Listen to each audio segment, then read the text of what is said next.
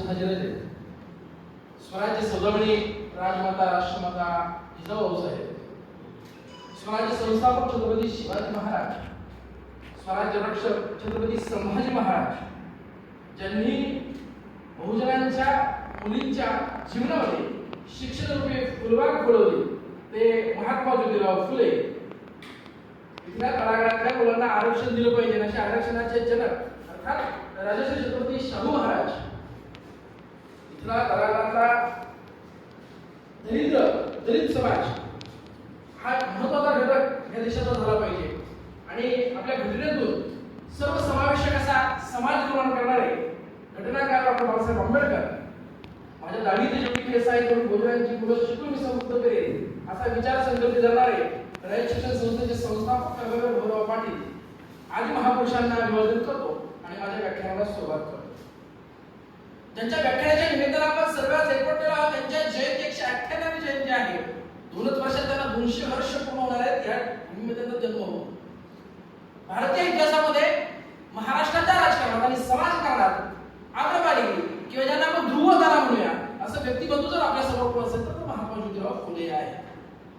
या दाम्पत्यानं खऱ्या अर्थानं ज्या असाह्य यात्रा सहन केल्या, इतर जनसामान्यांच्या जीवनामध्ये जो परोपकारी बदल केला तो बहुधा आतापर्यंत झालेल्या कोणत्याही समाज सुधारकाला शक्य झाला नाही. त्यामुळेच हे काहीतरी विलक्षण आणि अद्भुत समाज सुधारक होते हे त्यांच्या चरित्रात आपल्याला प्रामुख्याने कळतं. आज आम्ही पाहतो महात्मा ज्योतिराव फुले म्हणजे आपण प्रत्येक सामाजिक क्रांती, सामाजिक सत्यशोधक समाज, त्याची शिक्षण संस्था एवढ्याच पुरता आपण त्यांना मर्यादित ठेवतो. आपल्याला देखील महात्मा ज्योतिराव फुले यांनी फक्त महिलांसाठी शाळा उभी केली एवढंच आपल्याला माहिती आहे. त्या व्यतिरिक्त महात्मा ज्योतिराव फुले कोण होते नक्की, त्यांचं शेतकऱ्यांप्रती किती काम होतं, कामगारांप्रती किती काम होतं, ते एक सिव्हिल कॉन्ट्रॅक्टर होते, त्याचबरोबर ते पुणे महानगरपालिकेचे नगरसेवक होते हे देखील आपल्याला अज्ञात माहित नाही. आपल्याला त्यांचा इतिहास किती प्रकाशनात आणला देखील जात नाही आणि हाच इतिहास माझ्या विषयात माझ्या व्याख्यानातून मांडण्याचा मी पुरेपूर प्रयत्न करणार आहे. 11 एप्रिल 1827 रोजी गोरे परिवाराच्या घरात हा ज्योतिबा एक ज्योत म्हणून जन्माला आला. वसुधा त्यांचं नाव आडनाव गोरे.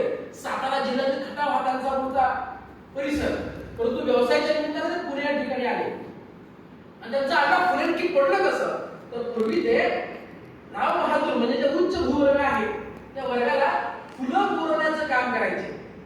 त्यांचं नाव कोणाला माहित नव्हतं म्हणून सकाळी अरे आला फुलेवाला आला, अरे फुलेवाला आला एवढं त्यांचं कायमस्वरूपी आडनाव पडलं ते फुले आणि याबद्दल त्यांना आपण महात्मा फुले हे म्हणतो. त्यांचं मूळ नाव गोरे हे आहे.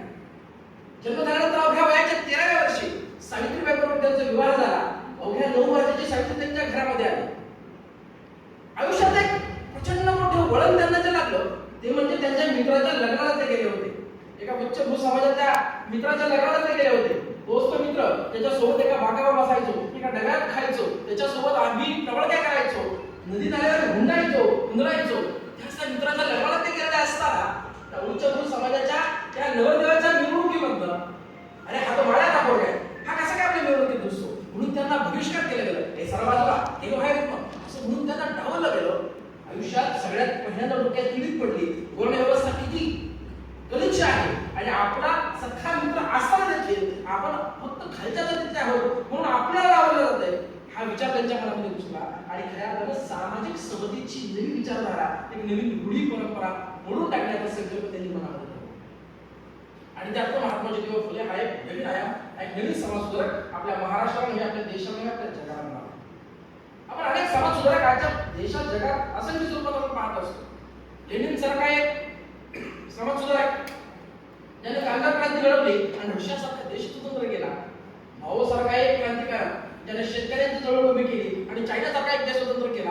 पण कामगार आणि शेतकरी यांना संयुक्त एकत्र बांधून त्यांची एक मूठ तयार करून या देशामध्ये क्रांतिकारी परिवर्तन करण्याचं काम महात्मा ज्योतिराव फुले यांनी केलं.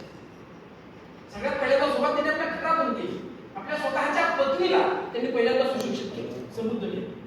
माझ्या घरी जर माझी पत्नी जर शिकलेली आहे, घरची स्त्री जर शिकलेली आहे, तर काय लोकांच्या स्त्रियांना सांगणार तुम्ही या शिक्षणासाठी या, एकत्र बाहेर पडा म्हणून सगळ्यात पहिल्यांदा त्यांनी स्वतःच्या पत्नीला सावित्रीला सुशिक्षित केलं, समृद्ध केलं आणि महिलांची पहिली शाळा भिडवाडापूर या ठिकाणी चालू केली.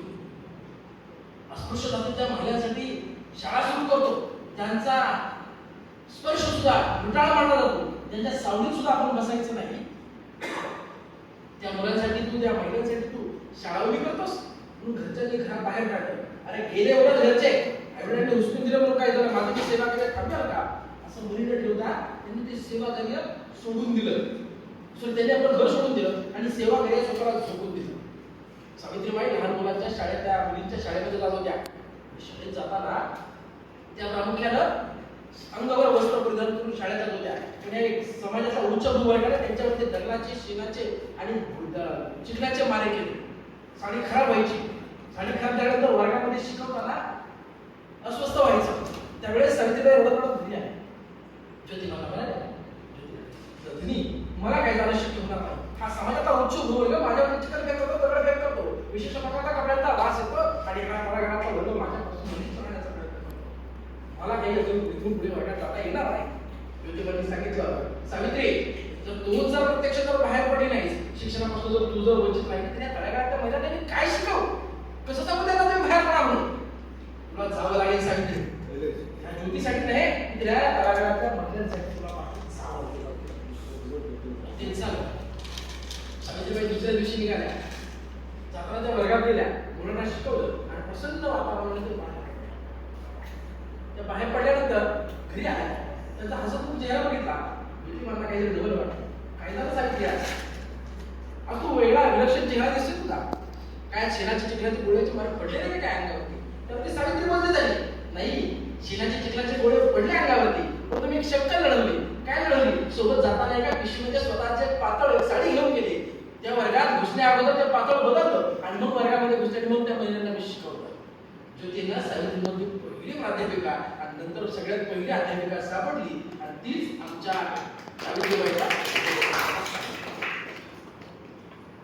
स्त्री शिक्षणाचा वसा आणि वारसा घेतला. प्रौढांसाठी सगळ्यात पहिल्यांदा महाराष्ट्रामध्ये शिक्षण रूपी संस्था उभी करणार आहे महात्मा ज्योतिराव फुले होते. विद्येविना मती गेली, मतीविना गती गेली, गतीविना नीती गेली, नीतीविना शूद्र खचले. इतक्या अर्थ एका विद्येने केली. विद्या जर दिली नाही तर गुलामगिरीची जाणीव होणार नाही. शिक्षणाशिवाय आपण गुलाम आहोत याची जाणीव सुद्धा त्यांना होणार नाही आणि त्यांना गुलामगिरीतून पराभूत करू शकत नाही. हा वैचारिक वसाहती वारसा महात्मा ज्योतिबा फुलेंनी इथल्या सामान्यांना करण्यासाठी शिक्षण रूपी शस्त्र हातामध्ये घेतलं. इथला भोजनांचा मुलगा, इथला भोजनांचा वर्ग प्रौढ झाला पाहिजे, साक्षर झाला पाहिजे, समृद्ध झाला पाहिजे. तर त्याला कळेल आपण वडिलोपार्जित गुलामगिरी करत आलोय आणि गुलामगिरी हा आपला काही पिंड नाही. आपण स्वेच्छेने स्वीकारलेली गुलामगिरी आहे. तर तो बाहेर पडायचा असेल तर शिक्षण रूपी शस्त्र आपण हातात घेतलं पाहिजे. हा विचार त्यांनी मनामध्ये जनसामान्यांच्या प्रेरणाचं प्रामुख्यानं काम केलं. हा झाला त्यांचा शैक्षणिक कारकिर्दीचा खऱ्या अर्थानं उलगडा. हेच महात्मा ज्योतिबा फुले मला शेतकरी आंदोलनात सुद्धा प्रचंड प्रामुख्याने मिळालं. ओतूर सारखं गाव जुन्नर प्रांतातलं, ज्या गावामध्ये प्रचंड मोठा दुष्काळ पडला होता 1875चा. दख्खनमध्ये दुष्काळ आला होता. शेतीला भेगा पडल्या होत्या. जनसामान्य वर्ग गावात सोडून प्रारंभ होत चालला होता. खायला अन्न नव्हतं, पाणी पुसली, जनावरं मारून मारून जगत होता. एवढी वाईट अवस्था जन्माला आली. पाण्याखाली पोटच्या पोराला मारलं जात होतं. एवढी वाईट स्थिती समोर असतानाही महात्मा ज्योतिबा फुलेंनी ओतूर सारख्या भागामध्ये तिथल्या जनसामान्यांच्या वतीने एक मोठा लढा पुकारला. आपल्या सगळ्यांना अलिबागचा एक संप सगळ्यांना माहिती आहे. त्याच्यामध्ये प्रामुख्याने त्यांनी 7 वर्ष शेती न करण्याचा निर्णय घेतला आणि चरी सत्याग्रह म्हणतात त्याला. त्या सत्याग्रहामध्ये नाना पाटील यांनी महत्त्वपूर्ण भूमिका निभावली. तो साधारणतः 1932-33 चा लढा होता. महात्मा ज्योतिबा फुलेंनी 1875 मध्ये जुन्नर प्रांतातील ओतूर या गावी पहिला शेतकरी संप घडवून आणला. वर्षभर कोणत्याही प्रकारची शेती केली नाही. सरकारला वठून राहण्याचा असेल तर बहिष्कार हे शस्त्र हातामध्ये घेतलं पाहिजे. हा दृष्टिकोन नवा आयाम त्यांनी शेतकऱ्यांना दिला. वर्षभर शेती कसली नाही आणि त्यामुळे सारा जमा झाला नाही. सरकारला आर्थिक तूट झाली आणि परिणामी सरकारला दुष्काळ निवारणासाठी विशेष प्रकारचा फंड करावा लागला. बहुधा त्यांनी घडविलेल्या क्रांतीचा सगळ्यात मोठा फायदा शेतकरी आंदोलनाचा होता. ही शेतकऱ्याची मुलं शिकत नाही, हाताला काम नाही, शेतीशिवाय दुसरा धंदा नाही. यांना शिकवलं पाहिजे, समृद्ध केलं पाहिजे. त्यासाठी महात्मा ज्योतिबा फुलेंनी शेतकऱ्यांच्या बाजूने वेळोवेळी निर्णय दिला. मग याच्यामध्ये शेतकऱ्यांचं असून नावाचं पुस्तक असेल. शेतकरी रिझर्व गरीब नाही, त्याला गरीबच्या व्यवस्थेने केले. व्यवस्था कोणती? इथला एक समाज उच्च भूवर्ग जो आहे तो शेतकऱ्यांना शोषण करतोय. एका शेतकऱ्याला एका सावकाराकडून आपल्या मुलीच्या लग्नासाठी 10 रुपये कर्ज घेतलं होतं. कर्ज फेडत फेडत 110 रुपयाचं कर्ज फेडून तो मोकळा झाला होता. तोही त्याच्यावरती 210 रुपयाचं कर्ज शिल्लक होतं. प्रश्न पडतो, 10 रुपयाच्या कर्जाचा 110 रुपये परतावा करूनही 210 रुपये शिल्लक राहते. नक्की व्याज किती आकाराचा असेल? आणि मग कळतं सावकारासाठी किती मोठं शोषण इथं जनसामान्यांचं केलं. भारतातले अनेक आर्थिक विचारवंत असं म्हणतात की ब्रिटिशांनी आमचं आर्थिक शोषण केलं.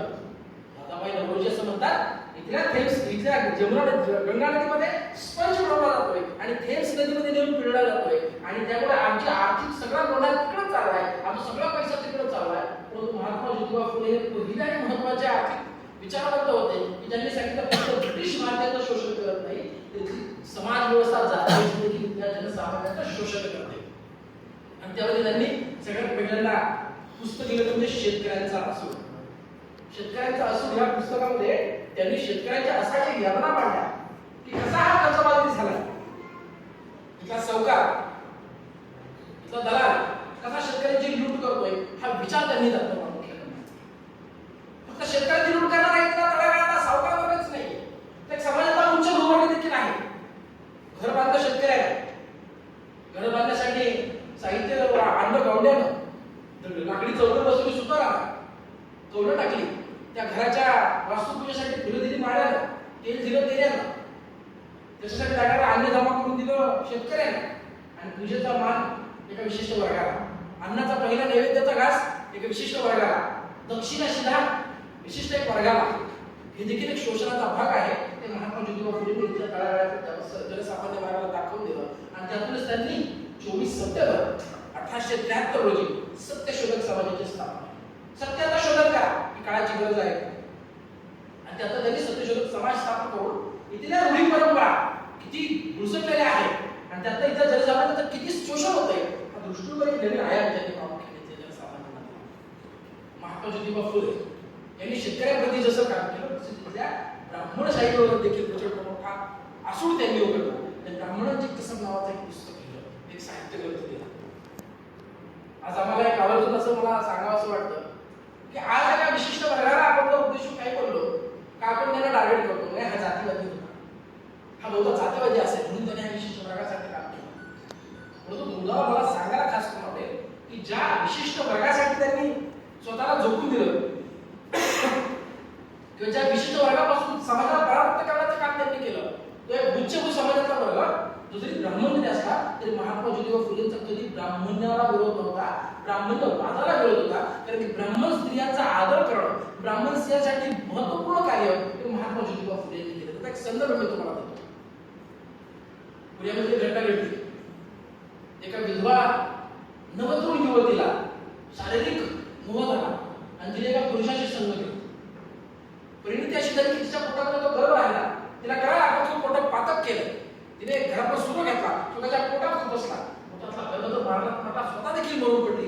ही माता पुढं कानावरती महात्मा ज्योतिबा फुले सावित्रीबाईंच्या कानावरती गेली. एक दिवसाचं सुचत पडलं, प्रचंड हैराण झाले महात्मा ज्योतिबा फुले, काय करून बसला समाज. एका नवविवाहित विधवा स्त्रीला तिची शारीरिक गरज पूर्ण करण्यासाठी एका पुरुषाची संग करावा लागला, तर त्या पुरुषाची चूक नाही का ह्या फक्त स्त्रीची चूक होती, म्हणूनच का आत्महत्या केली. अशा वर्गासाठी देखील काम केलं पाहिजे. महात्मा ज्योतिबा फुलेंनी जगातलं सगळ्यात पहिलं बाल हत्या प्रतिबंधक गृह पुण्यामध्ये उभं केलं. त्याच्या बाल हत्या प्रतिबंधक गृहामध्ये एकूण 38 महिला होत्या, त्याच्या 34 महिला फक्त ब्राह्मण वर्गात. आणि त्याच एका ब्राह्मण स्त्रीचा पुत्र यशवंत नावाचा महात्मा ज्योतिबा फुलेंनी दत्तक पुत्र म्हणून स्वीकारला. हे ब्राह्मण स्त्रियांसाठी केलं जातं.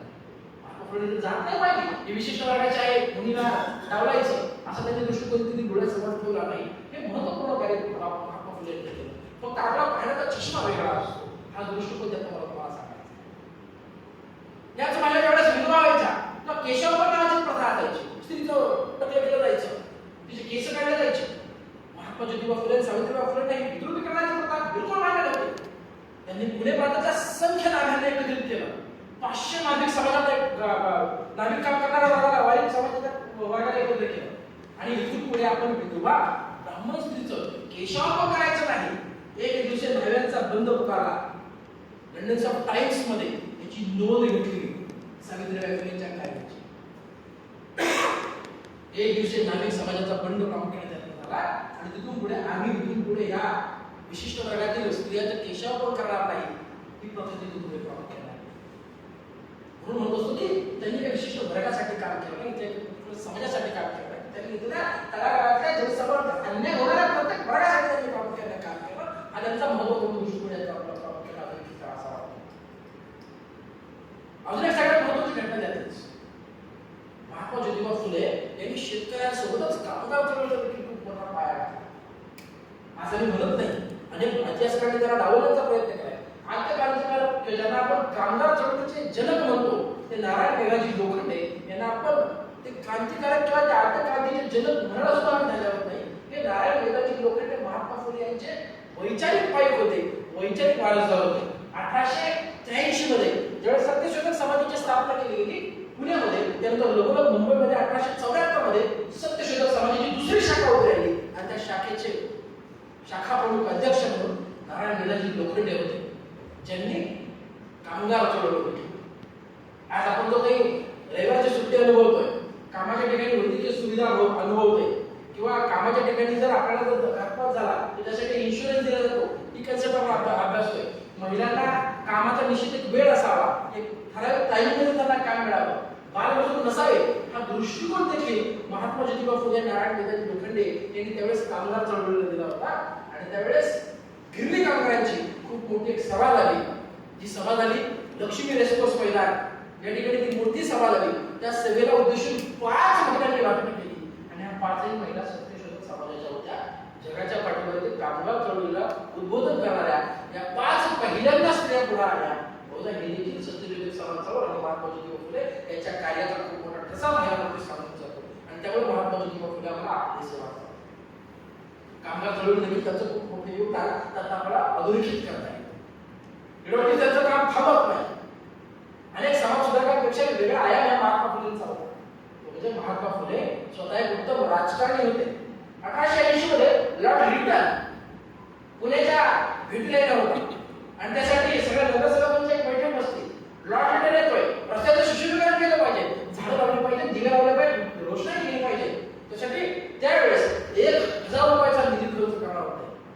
सगळ्या नगरसेवकांनी मोठी संपत्ती दिली, पण एकमेव महात्मा ज्योतिबा फुले होते ज्यांनी याला नकार दिला. आणि तो येतोय त्याचं स्वागत करण्यासाठी कशाला निधी खर्च करायचा? तो 1000चा निधी त्या तळागाळाच्या मुलाच्या शिक्षणासाठी खर्च करा, त्यांना शिकून समृद्ध करा, हीच तर खरेदीची देण आहे. आणि हेच खऱ्या अर्थानं मानणारा पहिला राज्यकारणी म्हणून महात्मा ज्योतिबा फुले होता. एवढ्याच पोटभरी महात्मा फुलेंचं काही राहत नाही. महात्मा फुले खूप मोठे लेबर कॉन्ट्रॅक्टर होते. ते स्वतः एक कॉन्ट्रॅक्टर होते. आज आपण पुण्यातला जलपुरवठा करणारा खडकवासला धरण पाहतो. त्या खडकवासला धरणाचं बांधकाम करण्यासाठी जे लेबर पुरवले गेले ते महात्मा ज्योतिबा फुले कन्स्ट्रक्शन कंपनीला पुरवले गेले होते. मुंबईवरून पुण्यावरून सातारा जातो कात्रजचा बोगदा लागतो. तो कात्रजचा बोगदा देखील महात्मा ज्योतिबा फुले कन्स्ट्रक्शन कंपनीने उभा केला होता. हे देखील अधोरेखित करा असं वाटतं. कधी एवढ्या चुकून केला तर एवढ्या ठिकाणी मुळा नदीमध्ये एक मोठा पूल बांधलेला आहे. तो पूल देखील फुले कन्स्ट्रक्शन कंपनीने बांधलेला आहे. म्हणजे फक्त सामाजिक सुधारणापर्यंत नाही तर पुणे ह्या शहराच्या विकासात देखील भरीव असं योगदान महात्मा ज्योतिबा फुले यांचं होतं. आणि त्यामुळे महात्मा ज्योतिबा फुले हे समाज सुधारणाच्या आगोदर आम्हाला काय वाटतं त्यामागचं एकमेव कारण हे आहे. त्यावेळेस उच्च भूगोलाचा एक विशिष्ट वर्ग होता. नाव सांगायला काहीच अडचण नसावी. रानडे महादेव गोविंदराव रानडे. महादेव गोविंदराव रानडे यांच्या पहिल्या पत्नी रमाबाईंचं निधन झालं आणि महादेव गोविंदराव रानडे त्यावेळेस विधवा पुनर्विवाहावरती काम करत होते. त्यावेळेस सगळ्या लोकांनी जोशी काका होते त्यांनी सगळं सांगितलं की आपण विधवेशी लग्न करावं. मग गुरु प्रचंड विरोध झाले. वडील ऐकलं मानसिकता विधवेशीच्या लग्नाकडे तर घरात पाऊल ठेवायचं नाही, मी मरेल पण करेल. वडिलांचा हा टाहो पहिल्यांनी महादेवरावांनी आपला निर्णय बदलला. नाही मी विधवेशी लग्न करणार आहे आणि त्यांनी विधू विवाह केला. एका लहान मुलीशी विवाह केला. महात्मा ज्योतिबा फुलेंनी खडे सुधारणा केली. तुम्हाला स्वतःला जर सामाजिक सुधारणा करता येत नसतील का सामाजिक सुधारणामध्ये पडताय? हा मला दृष्टिकोन देखील स्वतःचा घर द्यावं तो शहरात एकत्र केलेला नाही. आपल्या वडिलांना दिलं सोडून उत्तर देणारा सामाजिक कार्यासाठी हा महात्मा ज्योतिबा फुले होता. हा नवीन विचार त्यांना मला सांगा. आपण आजवरती साहित्याचं प्रचंड मोठं योगदान महात्मा ज्योतिबा फुले यांचं होतं. तुमच्यापैकी अनेकांना तमाशा ही कन्सेप्ट माहित असेल. तमाशा, त्या तमाशामध्ये काय कर पाठ असतात. पहिला असतो बघ, मग असतं पहिला असते गल, मग गवळण असते, मग त्याची गाणी होतात आणि मग त्यानंतर वगनाट्य लागतं. पूर्वापार समाजामध्ये जी काही तमाशामध्ये वगनाट्य व्हायची, त्या वगनाट्यामध्ये एखाद्या ब्रिटिशांची फेरी हा आमचा विलन असायचा आणि तो क्रांतिकारकांचा हिरो असायचा. महात्मा ज्योतिबा फुले यांनी सत्यशोधक समाजाच्या अंतर्गत सातारा, कराड, कोल्हापूर, पुणे प्रांतामध्ये नवीन जलसे उभे करून तिथल्या वगनाट्यांमध्ये सावकार हा विलन दाखवण्याचं काम केलं. आणि आजही अनेक चित्रपटांमध्ये, अनेक जुन्या चित्रपटांमध्ये आणि आजही अनेक तमाशांमध्ये वगनाट्यांमध्ये आमचा विलन हा सावकार असतो आणि हिरो आमचा कामाचा कष्ट करणारा शेतकरी असतो. ही सगळ्यात महत्त्वाचं मला सांगायचं. सर्वव्यापी जगपती त्यात नसावलब्धी असते. थोडक्यात तो जगाचा ईश्वर त्याची माझी कनेक्टिव्हिटी आहे, त्यामध्ये तुम्ही येण्याचं कारण आहे असं म्हणत देवाचा राजाचा मध्यस्थी असावा हा दृष्टिकोन त्यांनी प्रामुख्याने दिलं. गाडगे महाराज म्हणायचे, देवळामध्ये देव नसतो बाबा, देवळामध्ये चौकट असतो पुजाऱ्याचा. त्यामुळे देवळात जाताना विचार करा, तो निधी तुम्ही एका शिक्षण संस्थेला द्या. हा दृष्टिकोन गाडगेबाबांचा होता. तसाच व्यापक दृष्टिकोन महात्मा ज्योतिबा फुलेंचा होता आणि त्यामुळे ही सामाजिक क्रांतीची नवी चळवळ त्यांनी त्यातनं प्रामुख्याने उभी केली. महात्मा ज्योतिबा फुले त्या जीवनचरित्राशी संलग्नित होते. ते थॉमस पेन नावाच्या एका अमेरिकन विचारवंताचे प्रचंड चाहते होते. विद्यार्थी त्यांनी थॉमस पेन यांचं मानवी हक्क, वुमेन्स राईट हे पुस्तक वाचलं होतं. त्यातून ते प्रेरणा घेऊन त्यांनी भारतातील मानवी हक्काचा वैश्विक जाहीरनामा सगळ्यात पहिल्यांदा प्रसिद्ध केला होता. हा देखील महत्त्वाचा गोष्ट सांगावासा वाटतो. शिक्षण क्षेत्रात असं तर प्रचंड मोठं योगदान. 1881 मध्ये हंटर कमिशन आलं. त्यावेळेस या हंटर कमिशनला उद्देशून त्यानं सांगितलं की किमान वर्ष 12 पर्यंतच्या मुलांना प्राथमिक शिक्षण सक्तीचं करा. कारण एका आदिवासी वस्ती, एका दलित वस्तीवरती ते गेले होते. त्या दलित वस्तीच्या मुलांना त्यांनी उचलून घेतलं आणि विचारलं, सांगे बाळा तुझं नाव काय? तो हसत हसत म्हणला, माझं नाव ज्ञान आहे. महात्मा फुलेंना अचानक धक्का बसला. ज्या मुलाचं ज्ञान आहे ते ज्ञानापासून वंचित आहे, हे कसं शक्य? आणि त्याच वेळेस हंटर कमिशन समोर त्यांनी पहिला प्रस्ताव मांडला, इथल्या तळागाळात जर शिकवत असेल तर प्राथमिक शिक्षण सक्तीचं करा. मला वाटतं भारतीय संविधानाच्या कलम 21C अंतर्गत प्राथमिक शिक्षण सक्तीचा हा जो कायदा आहे तो महात्मा ज्योतिबा फुलेंमुळेच प्रामुख्यानं बाबासाहेब आंबेडकरांनी रुजू केला असावा हा नवीन दृष्टिकोन. त्यामुळेच महात्मा ज्योतिबा फुले हे माझे राजकीय, सामाजिक, आर्थिक गुरु आहे असं डॉक्टर बाबासाहेब आंबेडकर आजही सांगतात त्याच्या लेखात. त्यांच्या खूप प्रेरणा घेऊन मी हा सामाजिक कार्यक्रमाचा उतरलो. हा नवा दृष्टिकोन बाबासाहेब आंबेडकर, महात्मा ज्योतिबा फुले. कर्मकारांना त्यांनी रयत शिक्षण संस्थेची स्थापना केली. ते कर्मकारांना देखील खऱ्या अर्थानं सत्यशोधक चळवळीमध्ये निर्माण करण्याचा कार्यक्रम होता. तसं जर पाहिलं महात्मा ज्योतिबा फुले यांच्या मागचं जर वलय पाहिलं तर जेवढ्या तुलनेनं त्याला बहुजन समाज त्यांच्या पाठी होता तेवढ्याच ताकदीचा विशिष्ट वर्ग जो ब्राह्मण कम्युनिटी वर्ग आहे तेवढाच त्यांच्या पाठीशी होता.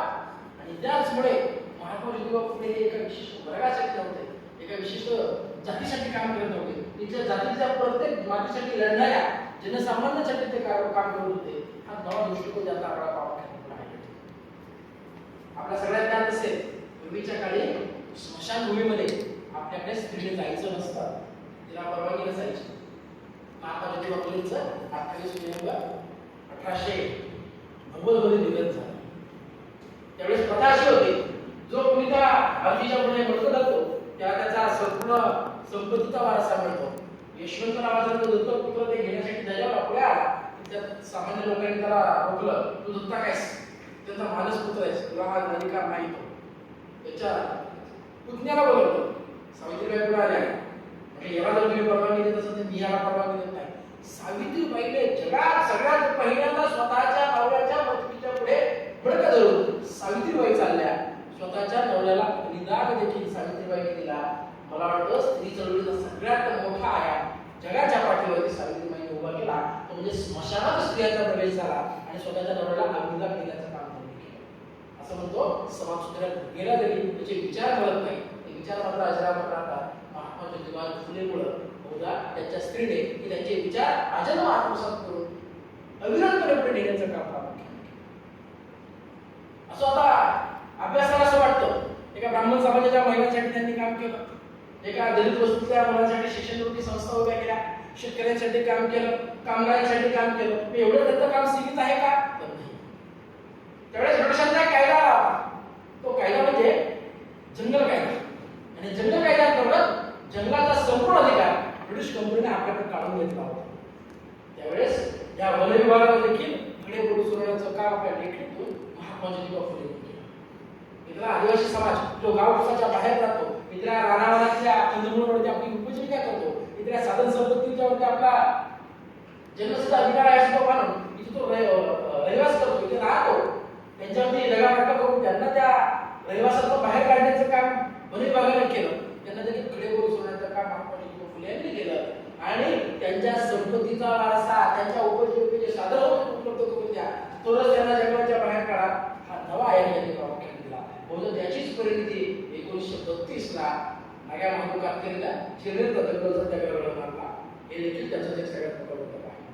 त्यामुळे इथल्या तळागाळातल्या जनसामान्यांसह उच्चभ्रू वर्गातल्या स्त्रियांसाठी देखील महात्मा ज्योतिबा फुलेंनी तेवढंच भरीव असं काम केलं आपल्याला पाहायला मिळतं. हाच नवा दृष्टिकोन त्यांचा आपल्याला दिसतो. ओदूर ठिकाणी पडलेल्या दुष्काळामध्ये महात्मा ज्योतिबा फुलेंनी स्वतःची 400 एकर जमीन विकून दिली होती. दुष्काळ निवारणासाठी निधी उभा केला. असं म्हणतात महात्मा ज्योतिबा फुले हे जरी समाज सुधारक असले तरी ते रतन टाटा किंवा टाटा आणि बिर्लांच्या वरचढ होते आर्थिक दृष्ट्या. एवढं त्याच्यामध्ये साधन संपत्ती धन होतं, परंतु इथल्या जनसामान्यांसाठी त्यांनी खर्च केलं. आणि इथं दुष्काळ निवारणासाठी स्वतःची 400 एकर जमीन त्यांनी दिली, विकून दिली. आणि त्याचा निधी त्यांनी तिथे प्रामुख्याने पाठवला. हा देखील नवा दृष्टिकोन प्रामुख्याने त्यांना आपल्याला दिसतो. आज आपण पाहतो एक छोटीशी आपण गोष्ट करतो, राजा मोठा करतो. एखादी 2-3 एकर किंवा एखादं 1000 रुपये 100 रुपयाचा आपण दान करतो आणि मोठी वाटी लावा माझा उल्लेखवाचा मोठा का असा दृष्टिकोन आपण डोळ्यासमोर करतो.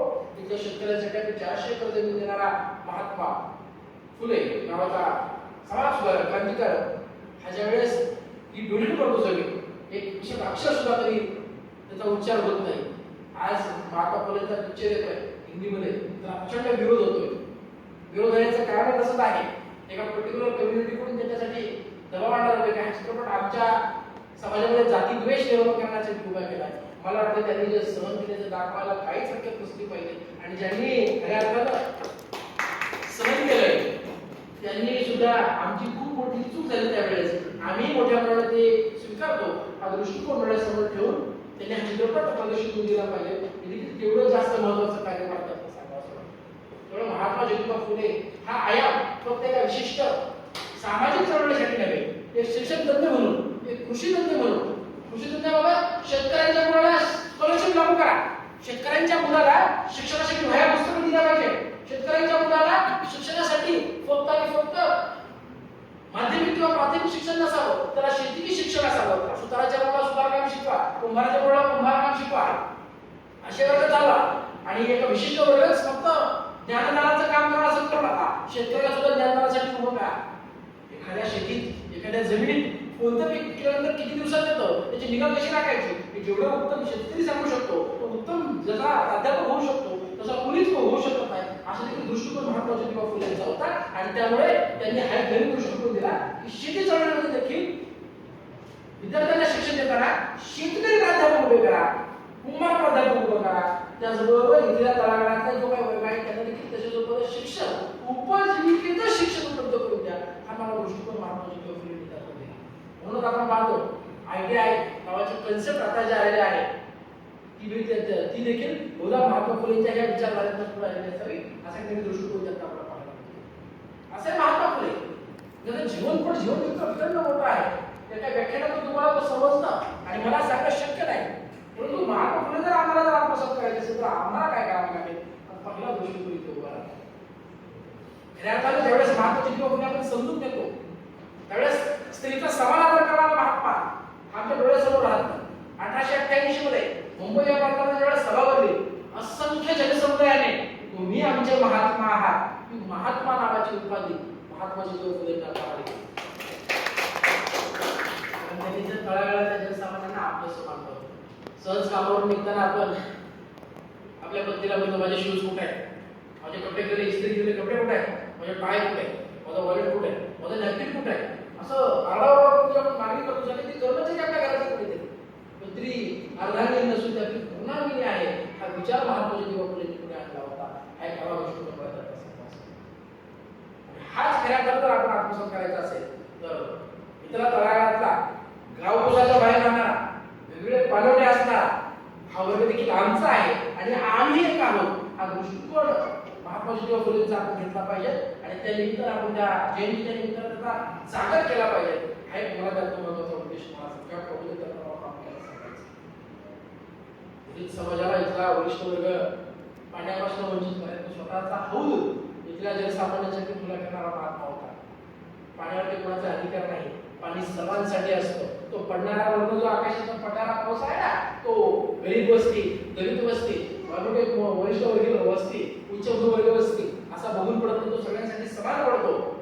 लेनिनने साम्यवाद आणला, मावने साम्यवाद आणला, तर महात्मा ज्योतिबा फुलेंनी समाजवाद आणला आणि हाच समाजवाद पूर्वभावी भारताचा, पूर्वभावी महाराष्ट्राचा पाया रचलेला आहे. आणि त्याचमुळे आम्हाला शाहू फुले आंबेडकर ही मूठ मिळेल, ही मूठ आम्हाला बांधावीशी वाटते आणि त्यातून आम्हाला एक नवीन क्रांती झाल्यासारखं वाटतं.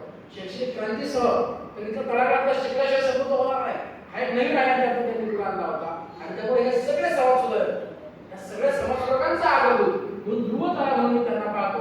1890 मध्ये त्यांचं निधन झालं आणि 1891 ला 14 एप्रिल रोजी एक नवीन तारा उगवला तो म्हणजे डॉक्टर बाबासाहेब आंबेडकर. आणि महात्मा फुलेंना प्रत्यक्ष कधी सहवास नाही, कधी गाडवेट नाही, पण त्यांना आपले राजकीय वारसदार मानलं स्वतःला आणि त्यांच्या निज धर्माला पालन करून आपलं अविरत कार्य त्यांनी पुढे कंटिन्यू केलं. आणि आपल्या संविधानामध्ये संविधान निर्मितीच्या सभेमध्ये महात्मा फुलेंच्या मानवी हक्क या जाहीरनाम्याचा सारांश एकत्रित करून हा नवीन संविधानाचा आयाम त्यांनी उभा केला. जगाच्या पाठीवरती पाकिस्तान सारखा देश स्वतंत्र झाला, बांगलादेश सारखा देश स्वतंत्र झाला, आपल्यापासून वेगळा झाला, तो आपण पाहतोय. स्वतंत्र झाल्यानंतर तिथे आज एक क्रांती घडते. अमेरिका सारखा देश स्वतंत्र झाला, स्वतंत्र झाल्यानंतर तिथे क्रांती घडली. फ्रेंच राज्य क्रांती झाली, नेपोलियन बोनापार्टच्या पुन्हा फ्रेंच मध्ये क्रांती घडली. भारत हा एकमेव देश असा आहे एकदा स्वतंत्र झाल्यापासून आज सगळ्यात कधी क्रांती झाली नाही. अंतर्गत बहुधा संविधानाची खूप मोठी पकड देशावरती आहे, तिचा मला अधोरेखित करावं वाटतंय. आजच्या निमित्तानं खऱ्या अर्थानं आज महात्मा फुलेंची जयंती आहे. अनेक ठिकाणी फक्त महात्मा फुलेंची जयंती साजरी केली जाते, एक संयुक्त जयंती साजरी केली जाते. त्याच्यामध्ये शिवाजी महाराज, महात्मा ज्योतिबा फुले आणि डॉक्टर बाबासाहेब आंबेडकर यांची संयुक्त जयंती आजच्या निमित्ताने अनेक ठिकाणी साजऱ्या होत असतात. कारण की तीनही विचार दीपस्तंभ आज महाराष्ट्रालाच नाही जगाला प्रबोधन करताय. हा एक महत्त्वाचा दृष्टिकोन मला सांगावा असं वाटतं. फक्त असं आहे जिथे पिकलं जातं तिथे विकलं जात नाही, हा आमचा सगळ्यात मोठा तोटा आहे. सगळं आमचं आम्ही मानतच नाही. परकीय निघलं का ते किती उत्तम आहे असं छातीपणे म्हणतो, पण ते इथूनच तिकडे गेलं हा आपण स्वीकार करायला मान्य होत नाही. त्यामुळेच आपले महात्मा आपण जाती पातीत बांधून ठेवले. तो एका विशिष्ट कुळात जन्माला आला म्हणून एका विशिष्ट जातीचा आहे, तो एका विशिष्ट धर्माचा म्हणून एका विशिष्ट धर्माचा आहे असं आपण त्यांना बंदिस्त करून ठेवतोय आणि त्यांचे विचार देखील फक्त तेवढ्याच पुरतं मर्यादित ठेवतो. खऱ्या ह्या महापुरुषांच्या जयंत्या एका दिवसात साजऱ्या करायच्या असतात, त्याच्या दररोज आपल्या जीवनातून आपल्या विचार शिल्पातनं त्या साजऱ्या करायच्या असतात. बहुधा हा पहिलाच कार्यक्रम आहे या संकुलामध्ये पार पडणारा प्रबोधनाचा. बहुधा इथून पुढच्या पिढीला प्रबोधन म्हणजे काही सांगण्याची गरज नक्कीच भासेल, तर इथून पुढची पिढी ही प्रचंड परावृत्त होत चालली या सगळ्या व्यवस्थेपासून. ते एआयच्या नादामध्ये कुठे जाऊन बसले राजकारणाच्या चंद्रावर बस सापडलं की काय अशी भीती वाटू लागली खऱ्या अर्थानं प्रामुख्यानं. त्यामुळे यांना देखील अशा प्रबोधन करणाऱ्या त्या प्रबोधनवादी चळवळीची व्याख्यानांची गरज आहे समाजाला. मी आता अधोरेखित करतो आणि माझ्या वाणीला विराम देतो. धन्यवाद.